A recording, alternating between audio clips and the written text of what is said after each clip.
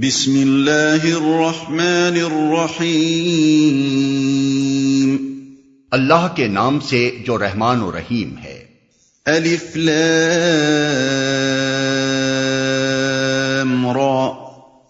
تلک آیات الکتاب الحکیم۔ الف لام را، یہ اس کتاب کی آیات ہیں جو حکمت و دانش سے لبریز ہے۔ اس تمہیدی فقرے میں ایک لطیف تنبیہ مضمر ہے۔ نادان لوگ یہ سمجھ رہے تھے کہ پیغمبر قرآن کے نام سے جو کلام ان کو سنا رہا ہے وہ محض زبان کی جادوگری ہے، شاعرانہ پرواز تخیل ہے اور کچھ کاہنوں کی طرح عالم بالا کی گفتگو ہے۔ اس پر انہیں متنبہ کیا جا رہا ہے کہ جو کچھ تم گمان کر رہے ہو یہ وہ چیز نہیں ہے، یہ تو کتاب حکیم کی آیات ہیں، ان کی طرف توجہ نہ کرو گے تو حکمت سے محروم رہ جاؤ گے۔ اکان للناس عجبا ان اوحینا الى رجل منهم ان انذر الناس وبشر الذين آمنوا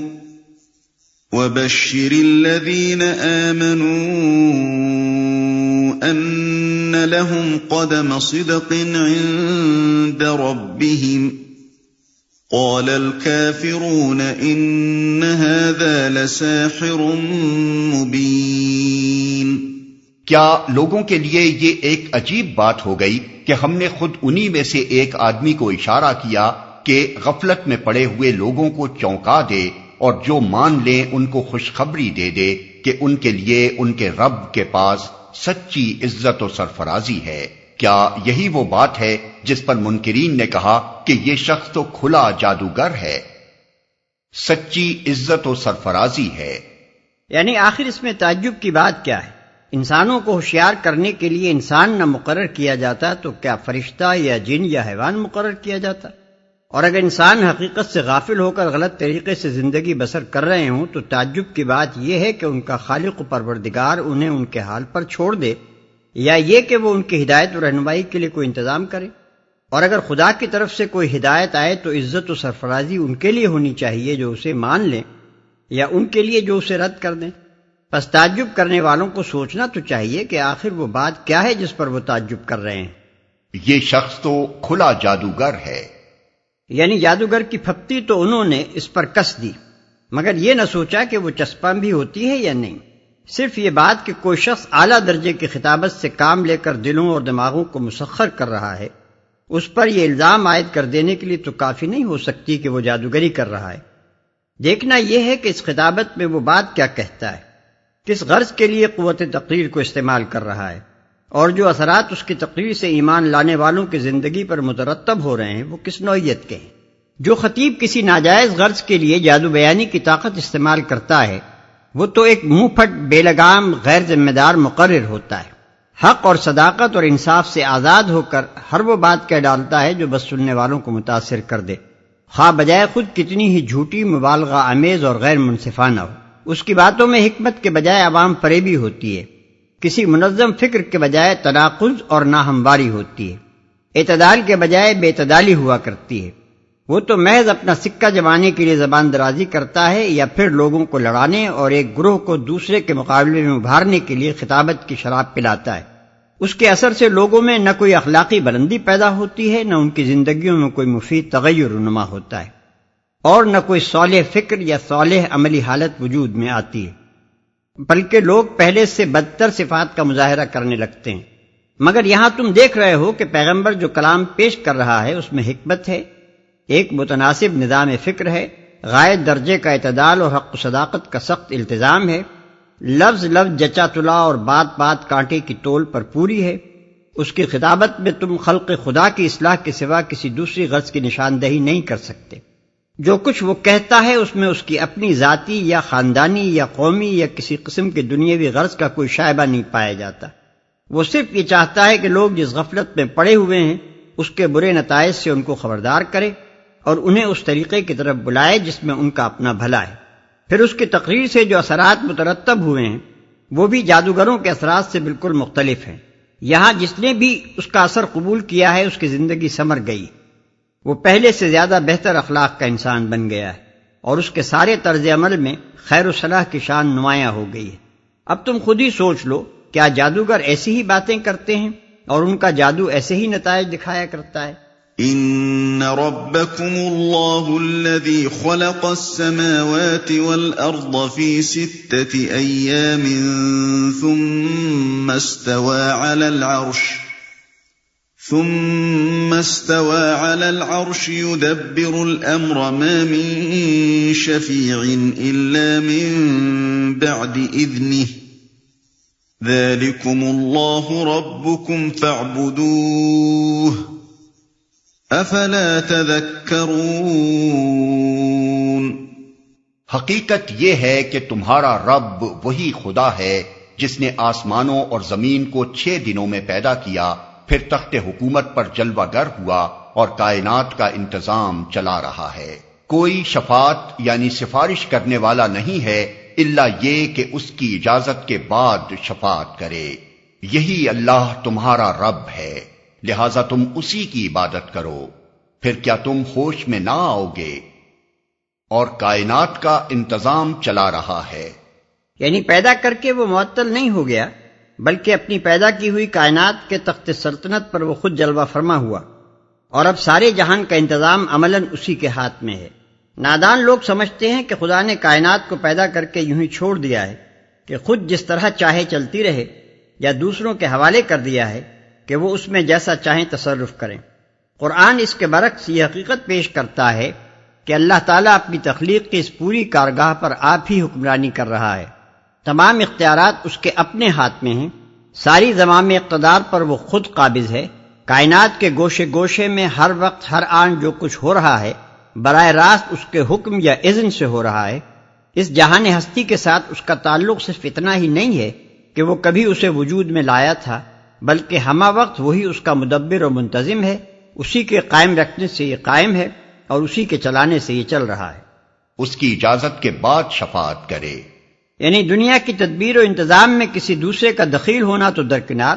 کوئی اتنا اختیار بھی نہیں رکھتا کہ خدا سے سفارش کر کے اس کا کوئی فیصلہ بدلوا دے یا کسی کی قسمت بنوا دے یا بگڑوا دے۔ زیادہ سے زیادہ کوئی جو کچھ کر سکتا ہے وہ بس اتنا ہے کہ خدا سے دعا کرے، مگر اس کی دعا کا قبول ہونا یا نہ ہونا بالکل خدا کی مرضی پر منحصر ہے۔ خدا کی خدائی میں اتنا زوردار کوئی نہیں ہے کہ اس کی بات چل کر رہے اور اس کی سفارش ٹل نہ سکے، اور وہ عرش کا پایا پکڑ کر بیٹھ جائے اور اپنی بات منوا کر ہی رہے۔ تم اسی کی عبادت کرو۔ اوپر کے 3 فقروں میں حقیقت نفس الامری کا بیان تھا کہ فی الواقع خدا ہی تمہارا رب ہے۔ اب یہ بتایا جا رہا ہے کہ اس امر واقعی کی موجودگی میں تمہارا طرز عمل کیا ہونا چاہیے۔ جب واقعہ یہ ہے کہ ربوبیت بالکلیہ خدا کی ہے تو اس کا لازمی تقاضا یہ ہے کہ تم صرف اسی کی عبادت کرو۔ پھر جس طرح ربوبیت کا لفظ 3 مفہومات پر مشتمل ہے، یعنی پروردگاری، مالکی و آقائی اور فرما روائی، اسی طرح اس کے بالمقابل عبادت کا لفظ بھی 3 مفہومات پر مشتمل ہے، یعنی پرستش، غلامی اور اطاعت۔ خدا کے واحد پروردگار ہونے سے لازم آتا ہے کہ انسان اسی کا شکر گزار ہو، اسی سے دعائیں مانگے اور اسی کے آگے محبت و عقیدت سے سر جھکائے۔ یہ عبادت کا پہلا مفہوم ہے۔ خدا کے واحد مالک و آقا ہونے سے لازم آتا ہے کہ انسان اس کا بندہ و غلام بن کر رہے، اس کے مقابلے میں خود مختارانہ رویہ نہ اختیار کرے اور اس کے سوا کسی اور کی ذہنی یا عملی غلامی قبول نہ کرے۔ یہ عبادت کا دوسرا مفہوم ہے۔ خدا کے واحد فرماروا ہونے سے لازم آتا ہے کہ انسان اس کے حکم کی اطاعت اور اس کے قانون کی پیروی کرے، نہ خود اپنا حکمران بنے اور نہ اس کے سوا کسی دوسرے کی حاکمیت تسلیم کرے۔ یہ عبادت کا تیسرا مفہوم ہے۔ پھر کیا تم ہوش میں نہ آؤ گے؟ یعنی جب یہ حقیقت تمہارے سامنے کھول دی گئی ہے اور تم کو صاف صاف بتا دیا گیا ہے کہ اس حقیقت کی موجودگی میں تمہارے لیے صحیح طرز عمل کیا ہے، تو کیا اب بھی تمہاری آنکھیں نہ کھلیں گی اور انہی غلط فہمیوں میں پڑے رہو گے جن کی بنا پر تمہاری زندگی کا پورا رویہ اب تک حقیقت کے خلاف رہا ہے؟ الیہ مرجعکم جمیعا وعد اللہ حقا انه يبدأ الخلق ثم يعيده ليجزي الذين آمنوا وعملوا الصالحات بالقسط والذين كفروا لهم شراب من حميم وعذاب أليم بما كانوا يكفرون۔ اسی کی طرف تم سب کو پلٹ کر جانا ہے، یہ اللہ کا پکا وعدہ ہے۔ بے شک پیدائش کی ابتدا وہی کرتا ہے، پھر وہی دوبارہ پیدا کرے گا، تاکہ جو لوگ ایمان لائے اور جنہوں نے نیک اعمال کیے ان کو پورے انصاف کے ساتھ جزا دے، اور جنہوں نے کفر کا طریقہ اختیار کیا وہ کھولتا ہوا پانی پئیں اور دردناک سزا بھگتیں اس انکار حق کی پاداش میں جو وہ کرتے رہے۔ اسی کی طرف تم سب کو پلٹ کر جانا ہے۔ یہ نبی کی تعلیم کا دوسرا بنیادی اصول ہے۔ اصل اول یہ کہ تمہارا رب صرف اللہ ہے، لہذا اسی کی عبادت کرو، اور اصل دوم یہ کہ تمہیں اس دنیا سے واپس جا کر اپنے رب کو حساب دینا ہے، پھر وہی دوبارہ پیدا کرے گا۔ یہ فقرہ دعوے اور دلیل دونوں کا مجموعہ ہے۔ دعویٰ یہ ہے کہ خدا دوبارہ انسان کو پیدا کرے گا، اور اس پر دلیل یہ دی گئی ہے کہ اسی نے پہلی مرتبہ انسان کو پیدا کیا۔ جو شخص یہ تسلیم کرتا ہو کہ خدا نے خلق کی ابتدا کی ہے، اور اس سے بجز ان دہریوں کے جو محض پادریوں کے مذہب سے بھاگنے کے لیے خلق بے خالق جیسے احمقانہ نظریے کو اوڑھنے پر آمادہ ہو گئے، اور کون انکار کر سکتا ہے؟ وہ اس بات کو ناممکن یا بعید از فہم قرار نہیں دے سکتا کہ وہی خدا اس خلق کا پھر اعادہ کرے گا، اس انکار حق کی پاداش میں جو وہ کرتے رہے۔ یہ وہ ضرورت ہے جس کی بنا پر اللہ تعالیٰ انسان کو دوبارہ پیدا کرے گا۔ اوپر جو دلیل دی گئی وہ یہ بات ثابت کرنے کے لیے کافی تھی کہ خلق کا اعادہ ممکن ہے اور اسے مستبعد سمجھنا درست نہیں ہے۔ اب یہ بتایا جا رہا ہے کہ یہ اعادہ خلق عقل و انصاف کی روح سے ضروری ہے، اور یہ ضرورت تخلیق ثانیہ کے سوا کسی دوسرے طریقے سے پوری نہیں ہو سکتی۔ خدا کو اپنا واحد رب مان کر جو لوگ صحیح بندگی کا رویہ اختیار کریں وہ اس کے مستحق ہیں کہ انہیں اپنے اس بجا طرز عمل کی پوری پوری جزا ملے، اور جو لوگ حقیقت سے انکار کر کے اس کے خلاف زندگی بسر کریں وہ بھی اس کے مستحق ہیں کہ وہ اپنے اس بیجا طرز عمل کا برا نتیجہ دیکھیں۔ یہ ضرورت اگر موجودہ دنیاوی زندگی میں پوری نہیں ہو رہی ہے، اور ہر شخص جو ہٹ درم نہیں ہے جانتا ہے کہ نہیں ہو رہی ہے، تو اسے پورا کرنے کے لیے یقیناً دوبارہ زندگی ناگزیر ہے۔ هو الذي جعل الشمس ضياء والقمر نورا وقدره منازل لتعلموا عدد السنين والحساب ما خلق الله ذلك إلا بالحق يفصل الآيات لقوم يعلمون۔ وہی ہے جس نے سورج کو اجیالا بنایا اور چاند کو چمک دی، اور چاند کے گھٹنے بڑھنے کی منزلیں ٹھیک ٹھیک مقرر کر دیں تاکہ تم اس سے برسوں اور تاریخوں کے حساب معلوم کرو۔ اللہ نے یہ سب کچھ کھیل کے طور پر نہیں بلکہ بامقصد ہی بنایا ہے۔ وہ اپنی نشانیوں کو کھول کھول کر پیش کر رہا ہے ان لوگوں کے لیے جو علم رکھتے ہیں۔ ان فی اختلاف اللیل والنہار وما خلق اللہ فی السماوات والارض لآیات لقوم یتقون۔ یقیناً رات اور دن کے الٹ پھیر میں اور ہر اس چیز میں جو اللہ نے زمین اور آسمانوں میں پیدا کی ہے نشانیاں ہیں ان لوگوں کے لیے جو غلط بینی و غلط روی سے بچنا چاہتے ہیں۔ یہ عقیدہ آخرت کی تیسری دلیل ہے۔ کائنات میں اللہ تعالیٰ کے جو کام ہر طرف نظر آ رہے ہیں، جن کے بڑے بڑے نشانات سورج اور چاند اور لیل و نہار کی گردش کی صورت میں ہر شخص کے سامنے موجود ہیں، ان سے اس بات کا نہایت واضح ثبوت ملتا ہے کہ اس عظیم الشان کارگاہ ہستی کا خالق کوئی بچہ نہیں جس نے محض کھیلنے کے لیے سب کچھ بنایا ہو اور پھر دل بھر لینے کے بعد یوں ہی اس گھروندے کو توڑ پھوڑ ڈالے۔ صریح طور پر نظر آ رہا ہے کہ اس کے ہر کام میں نظم ہے، حکمت ہے، مصلحتیں ہیں، اور ذرے ذرے کی پیدائش میں گہری مقصدیت پائی جاتی ہے۔ پس جب وہ حکیم ہے اور اس کی حکمت کے آثار و علائم تمہارے سامنے علانیہ موجود ہیں، تو اس سے تم کیسے یہ توقع رکھتے ہو کہ وہ انسان کو عقل اور اخلاقی حس اور آزادانہ ذمہ داری اور تصرف کے اختیارات بخشنے کے بعد اس کے کارنامہ زندگی کا حساب کبھی نہ لے گا، اور عقلی و اخلاقی ذمہ داری کی بنا پر جزا و سزا کا جو استحقاق لازماً پیدا ہوتا ہے اسے یوں ہی مہمل چھوڑ دے گا۔ اس طرح ان آیات میں عقید آخرت پیش کرنے کے ساتھ ساتھ اس کی تین دلیلیں ٹھیک ٹھیک منطقی ترتیب کے ساتھ دی گئیں۔ اول یہ کہ دوسری زندگی ممکن ہے کیونکہ پہلی زندگی کا امکان واقع کی صورت میں موجود ہے۔ دوم یہ کہ دوسری زندگی کی ضرورت ہے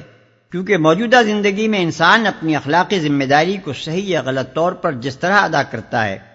اور اس سے سزا اور جزا کا جو استحقاق پیدا ہوتا ہے، اس کی بنا پر عقل اور انصاف کا تقاضا یہی ہے کہ ایک اور زندگی ہو جس میں ہر شخص اپنے اخلاقی رویے کا وہ نتیجہ دیکھے جس کا وہ مستحق ہے۔ سوم یہ کہ جب عقل و انصاف کی روح سے دوسری زندگی کی ضرورت ہے تو یہ ضرورت یقیناً پوری کی جائے گی، کیونکہ انسان اور کائنات کا خالق حکیم ہے، اور حکیم سے یہ توقع نہیں کی جا سکتی کہ حکمت و انصاف جس چیز کے متقاضی ہوں اسے وہ وجود میں لانے سے باز رہ جائے۔ غور سے دیکھا جائے تو معلوم ہوگا کہ زندگی بعد موت کو استدلال سے ثابت کرنے کے لیے یہی 3 دلیلیں ممکن ہیں اور یہی کافی بھی ہیں۔ ان دلیلوں کے بعد اگر کسی چیز کی کسر باقی رہ جاتی ہے تو وہ صرف یہ ہے کہ انسان کو آنکھوں سے دکھا دیا جائے کہ جو چیز ممکن ہے، جس کے وجود میں آنے کی ضرورت بھی ہے اور جس کو وجود میں لانا خدا کی حکمت کا تقاضا بھی ہے، وہ دیکھ یہ تیرے سامنے موجود ہے۔ لیکن یہ کسر بہرحال موجودہ دنیاوی زندگی میں پوری نہیں کی جائے گی، کیونکہ دیکھ کر ایمان لانا کوئی معنی نہیں رکھتا۔ اللہ تعالیٰ انسان کا جو امتحان لینا چاہتا ہے وہ تو ہے ہی یہ کہ وہ حس اور مشاہدے سے بالاتر حقیقتوں کو خالص نظر و فکر اور استدلال صحیح کے ذریعے سے مانتا ہے یا نہیں۔ اس سلسلے میں ایک اور اہم مضمون بھی بیان فرما دیا گیا ہے جو گہری توجہ کا مستحق ہے۔ فرمایا کہ اللہ اپنی نشانیوں کو کھول کھول کر پیش کر رہا ہے ان لوگوں کے لیے جو علم رکھتے ہیں، اور اللہ کی پیدا کی ہوئی ہر چیز میں نشانیاں ہیں ان لوگوں کے لیے جو غلط بینی و غلط روی سے بچنا چاہتے ہیں۔ اس کا مطلب یہ ہے کہ اللہ تعالیٰ نے نہایت حکیمانہ طریقے سے زندگی کے مظاہر میں ہر طرف وہ آثار پھیلا رکھے ہیں جو ان مظاہر کے پیچھے چھپی ہوئی حقیقتوں کی صاف صاف نشاندہی کر رہے ہیں، لیکن ان نشانات سے حقیقت تک صرف وہ لوگ رسائی حاصل کر سکتے ہیں جن کے اندر یہ 2 صفات موجود ہوں۔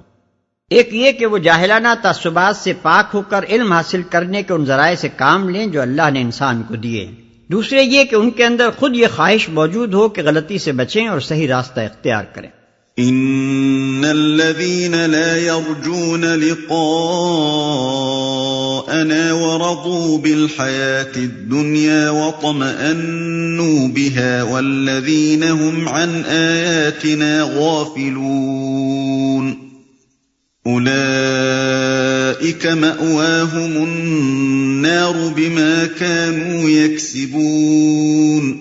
حقیقت یہ ہے کہ جو لوگ ہم سے ملنے کی توقع نہیں رکھتے اور دنیا کی زندگی ہی پر راضی اور مطمئن ہو گئے ہیں، اور جو لوگ ہماری نشانیوں سے غافل ہیں، ان کا آخری ٹھکانہ جہنم ہوگا، ان برائیوں کی پاداش میں جن کا اکتساب وہ اپنے اس غلط عقیدے اور غلط طرز عمل کی وجہ سے کرتے رہے۔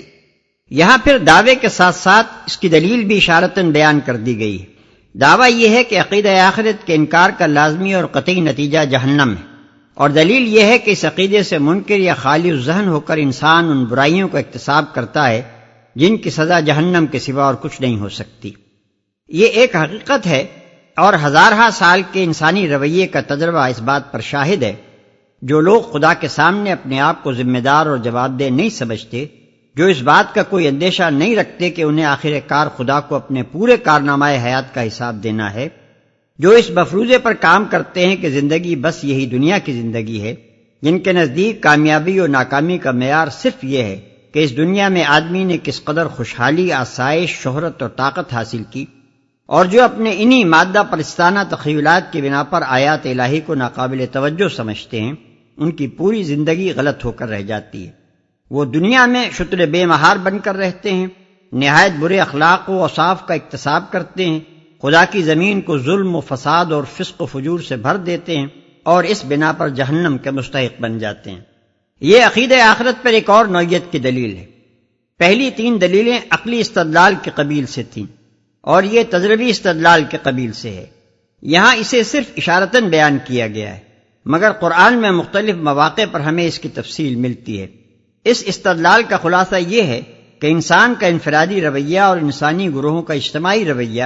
کبھی اس وقت تک درست نہیں ہوتا جب تک یہ شعور اور یہ یقین انسانی سیرت کی بنیاد میں پیوست نہ ہو کہ ہم کو خدا کے سامنے اپنے اعمال کا جواب دینا ہے۔ اب غور طلب یہ ہے کہ آخر ایسا کیوں ہے؟ کیا وجہ ہے کہ اس شعور و یقین کے غائب یا کمزور ہوتے ہی انسانی سیرت و کردار کی گاڑی برائی کی راہ پر چل پڑتی ہے؟ اگر عقیدہ آخرت حقیقت نفس العملی کے مطابق نہ ہوتا اور اس کا انکار حقیقت کے خلاف نہ ہوتا تو ممکن نہ تھا کہ اس اقرار اور انکار کے یہ نتائج ایک لزومی شان کے ساتھ مسلسل ہمارے تجربے میں آتے۔ ایک ہی چیز سے پہم صحیح نتائج کا برآمد ہونا اور اس کے عدم سے نتائج کا ہمیشہ غلط ہو جانا اس بات کا قطعی ثبوت ہے کہ وہ چیز بجائے خود صحیح ہے۔ اس کے جواب میں بسا اوقات یہ دلیل پیش کی جاتی ہے کہ بہت سے منکرین آخرت ایسے ہیں جن کا فلسفہ اخلاق اور دستور عمل سراسر دہریت و مادہ پرستی پر مبنی ہے، پھر بھی وہ اچھی خاصی پاک سیرت رکھتے ہیں اور ان سے ظلم و فساد اور فسق و فجور کا ظہور نہیں ہوتا، بلکہ وہ اپنے معاملات میں نیک اور خلق خدا کے خدمت گزار ہوتے ہیں۔ لیکن اس استدلال کی کمزوری بادنا تأمل واضح ہو جاتی ہے۔ تمام مادہ پرستانہ لادینی فلسفوں اور نظامات فکر کی جانچ پڑتال کر کے دیکھ لیا جائے، کہیں ان اخلاقی خوبیوں اور عملی نیکیوں کے لیے کوئی بنیاد نہ ملے گی جن کا خراج تحسین ان نیکوکار دہریوں کو دیا جاتا ہے۔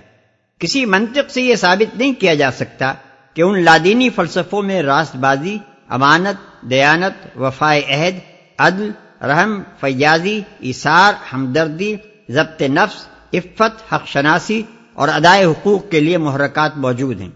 خدا اور آخرت کو نظر انداز کر دینے کے بعد اخلاق کے لیے اگر کوئی قابل عمل نظام بن سکتا ہے تو وہ صرف افادیت یعنی یوٹیلیٹیرینزم کی بنیادوں پر بن سکتا ہے۔ باقی تمام اخلاقی فلسفے محض فرضی اور کتابی ہیں، نہ کہ عملی، اور افادیت جو اخلاق پیدا کرتی ہے اسے خواہ کتنی ہی وسعت دی جائے، بہرحال وہ اس سے آگے نہیں جاتا کہ آدمی وہ کام کرے جس کا کوئی فائدہ اس دنیا میں اس کی ذات کی طرف یا اس معاشرے کی طرف جس سے وہ تعلق رکھتا ہے پلٹ کر آنے کی توقع ہو۔ یہ وہ چیز ہے جو فائدے کی امید اور نقصان کے اندیشے کی بنا پر انسان سے سچ اور جھوٹ، امانت اور خیانت، ایمانداری اور بے ایمانی، وفا اور غدر، انصاف اور ظلم، غرض ہر نیکی اور اس کی ضد کا حسب موقع ارتکاب کرا سکتی ہے۔ ان اخلاقیات کا بہترین نمونہ موجودہ زمانے کی انگریز قوم ہے، جس کو اکثر اس امر کی مثال میں پیش کیا جاتا ہے کہ مادہ پرستانہ نظریہ حیات رکھنے اور آخرت کے تصور سے خالی ہونے کے باوجود اس قوم کے افراد بالعموم دوسروں سے زیادہ سچے، کھرے، دیانتدار، عہد کے پابند، انصاف پسند اور معاملات میں قابل اعتماد ہیں۔ لیکن حقیقت یہ ہے کہ افادی اخلاقیات کی ناپائیداری کا سب سے زیادہ نمایاں عملی ثبوت ہم کو اسی قوم کے کردار میں ملتا ہے۔ اگر فی الواقع انگریزوں کی سچائی، انصاف پسندی، راست بازی اور عہد کی پابندی اس یقین و اذعان پر مبنی ہوتی کہ یہ صفات بجائے خود مستقل اخلاقی خوبیاں ہیں، تو آخر یہ کس طرح ممکن تھا کہ ایک ایک انگریز تو اپنے شخصی کردار میں ان کا حامل ہوتا، مگر ساری قوم مل کر جن لوگوں کو اپنا نمائندہ اور اپنے اجتماعی امور کا سربراہ کار بناتی ہے، وہ بڑے پیمانے پر اس کی سلطنت اور اس کے بین الاقوامی معاملات کے چلانے میں علانیہ جھوٹ، بدعہدی، ظلم، بے انصافی اور بددیانتی سے کام لیتے، اور پوری قوم کا اعتماد ان کو حاصل رہتا۔ کیا یہ اس بات کا صحیح ثبوت نہیں ہے کہ یہ لوگ مستقل اخلاقی قدروں کے قائل نہیں ہیں، بلکہ دنیاوی فائدے اور نقصان کے لحاظ سے بیک وقت دو متضاد اخلاقی رویے اختیار کرتے ہیں اور کر سکتے ہیں؟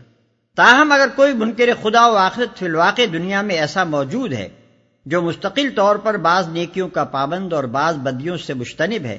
تو در حقیقت اس کی یہ نیکی اور پرہیزگاری اس کے مادہ پرستانہ نظریہ حیات کا نتیجہ نہیں ہے، بلکہ ان مذہبی اثرات کا نتیجہ ہے جو غیر شعوری طور پر اس کے نفس میں متمکن ہیں۔ اس کا اخلاقی سرمایہ مذہب سے چرایا ہوا ہے اور اس کو وہ ناروا طریقے سے لامذہبی میں استعمال کر رہا ہے، کیونکہ وہ اپنی لامذہبی اور مادہ پرستی کے خزانے میں اس سرمایہ کے ماخذ کی نشاندہی ہرگز نہیں کر سکتا۔ ان الذين آمنوا وعملوا الصالحات يهديهم ربهم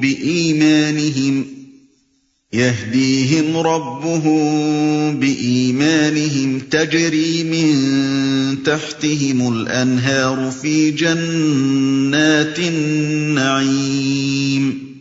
اور یہ بھی حقیقت ہے کہ جو لوگ ایمان لائے، یعنی جنہوں نے ان صداقتوں کو قبول کر لیا جو اس کتاب میں پیش کی گئی ہیں اور نیک اعمال کرتے رہے، انہیں ان کا رب ان کے ایمان کی وجہ سے سیدھی راہ چلائے گا،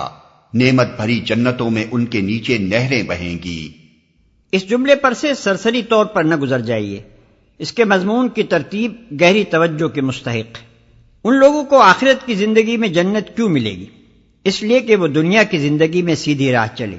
ہر کام میں، ہر شعبہ زندگی میں، ہر انفرادی و اجتماعی معاملے میں انہوں نے برحق طریقہ اختیار کیا اور باطل طریقوں کو چھوڑ دیا. یہ ہر قدم پر، زندگی کے ہر موڑ اور ہر دو راہ پر ان کو صحیح اور غلط، حق اور باطل، راست اور ناراست کی تمیز کیسے حاصل ہوئی، اور پھر اس تمیز کے مطابق راست روی پر ثبات اور کج روی سے پرہیز کی طاقت انہیں کہاں سے ملی؟ ان کے رب کی طرف سے، کیونکہ وہی علمی رہنمائی اور عملی توفیق کا منبع ہے. ان کا رب انہیں یہ ہدایت اور یہ توفیق کیوں دیتا رہا؟ ان کے ایمان کی وجہ سے. یہ نتائج جو اوپر بیان ہوئے ہیں کس ایمان کے نتائج؟ اس ایمان کے نہیں جو محض مان لینے کے معنی میں ہو، بلکہ اس ایمان کے جو سیرت و کردار کی روح بن جائے اور جس کی طاقت سے اخلاق و اعمال میں صلاح کا ظہور ہونے لگے. اپنی جسمانی زندگی میں آپ خود دیکھتے ہیں کہ بقائے حیات، تندرستی، قوت کار اور لذت زندگانی کا حصول صحیح قسم کی غذا پر موقوف ہوتا ہے. لیکن یہ نتائج اس تغذیہ کے نہیں ہوتے جو محض کھا لینے کے معنی میں ہو، بلکہ اس تغذیہ کے ہوتے ہیں جو ہضم ہو کر خون بنے اور رگ رگ میں پہنچ کر ہر حصہ جسم کو وہ طاقت بخشے جس سے وہ اپنے حصے کا کام ٹھیک ٹھیک کرنے لگے. بالکل اسی طرح اخلاقی زندگی میں بھی ہدایت یابی، راست بینی، راست روی اور بالآخر فلاح و کامیابی کا حصول صحیح عقائد پر موقوف ہے. مگر یہ نتائج ان عقائد کے نہیں ہیں جو محض زبان پر جاری ہوں یا دل و دماغ کے کسی گوشے میں بیکار پڑے ہوئے ہوں، بلکہ ان عقائد کے ہیں جو نفس کے اندر جذب و پیوست ہو کر انداز فکر اور مذاق طبع اور افتاد مزاج بن جائیں اور سیرت و کردار اور رویہ زندگی کی صورت میں نمایاں ہوں. خدا کے قانون طبیعی میں وہ شخص جو کھا کر نہ کھانے والے کی طرح رہے ان انعامات کا مستحق نہیں ہوتا جو کھا کر ہضم کرنے والے کے لیے رکھے گئے ہیں. پھر کیوں توقع کی جائے کہ اس کے قانون اخلاقی میں وہ شخص جو مان کر نہ ماننے والے کی طرح رہے ان انعامات کا مستحق ہو سکتا ہے جو مان کر صالح بننے والے کے لیے رکھے گئے. دعواهم فيها سبحانك اللهم وتحيتهم فيها سلام وآخر دعواهم أن الحمد لله رب العالمين. وہاں ان کی صدا یہ ہوگی کہ پاک ہے تو اے خدا. ان کی دعا یہ ہوگی کہ سلامتی ہو، اور ان کی ہر بات کا خاتمہ اس پر ہوگا کہ ساری تعریف اللہ رب العالمین ہی کے لیے ہے. یہاں ایک لطیف انداز میں یہ بتایا گیا ہے کہ دنیا کے دارالامتحان سے کامیاب ہو کر نکلنے اور نعمت بھری جنتوں میں پہنچ جانے کے بعد یہ نہیں ہوگا کہ یہ لوگ بس وہاں پہنچتے ہی سامان عیش پر بھوکوں کی طرح ٹوٹ پڑیں گے اور ہر طرف سے لاؤ حوریں، لاؤ شراب اور بجے چنگ و رباب کی صدائیں بلند ہونے لگیں گی. جیسا کہ جنت کا نام سنتے ہی بعض کج فہم حضرات کے ذہن میں اس کا نقشہ گھومنے لگتا ہے، بلکہ در حقیقت صالح اہل ایمان دنیا میں افکار عالیہ اور اخلاق فاضلہ اختیار کر کے اپنے جذبات کو سنوار کر، اپنی خواہشات کو سدھار کر اور اپنی سیرت و کردار کو پاکیزہ بنا کر جس قسم کی بلند ترین شخصیتیں اپنی ذات میں بہم پہنچائیں گے وہی دنیا کے ماحول سے مختلف جنت کے پاکیزہ ترین ماحول میں اور زیادہ نکھر کر ابھر آئیں گی، اور ان کے وہی اوصاف جو دنیا میں انہوں نے پرورش کیے تھے وہاں اپنی پوری شان کے ساتھ ان کی سیرت میں جلوہ گر ہوں گے. ان کا محبوب ترین مشغلہ وہی اللہ کی حمد و تقدیس ہوگا جس سے دنیا میں وہ مانوس تھے،